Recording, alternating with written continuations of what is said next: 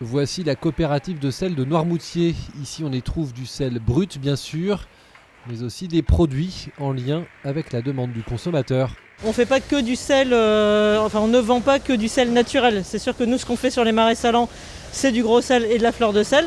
Et après, le gros sel, on peut le broyer pour en faire du sel fin.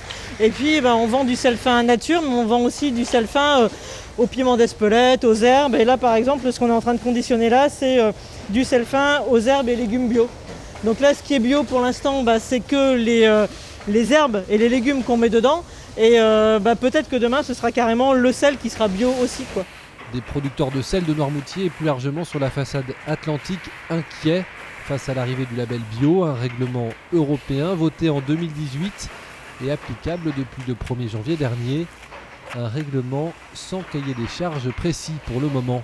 Pour l'instant, la Commission européenne n'a toujours pas dit comment elle allait faire, mais tous les rapports qu'elle a diffusés jusqu'à présent sur le sujet, ce sont des rapports qui sont très inquiétants parce qu'ils donnent l'impression qu'en fait, tous les types de sel, vraiment, même du sel qui est fait par extraction minière avec explosifs, des sels qui sont lessivés, dans lesquels on rajoute des adjuvants, tout ça pourrait avoir le tampon sel biologique, sel AB. En fait, on serait mis sur le même plan d'égalité que des sels qui sont pas naturels.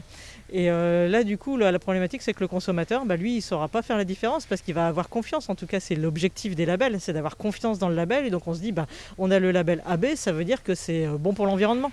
Ce mercredi 23 février, les députés ont voté une résolution en faveur des sauniers. Une bonne nouvelle pour les exploitants. Il y a eu une approbation, ce qui est extrêmement favorable. Le gouvernement qui s'est exprimé aussi à l'Assemblée à ce moment-là a eu une position qui semblait aussi plutôt effectivement de compréhension et favorable et qui a dit que le gouvernement français allait être vigilant avec tous les éléments techniques qui lui permettraient effectivement d'avoir une discussion avec la Commission européenne. Prochaine étape, le 8 mars, où un cahier des charges plus précis sera présenté aux 27 États membres par la Commission européenne.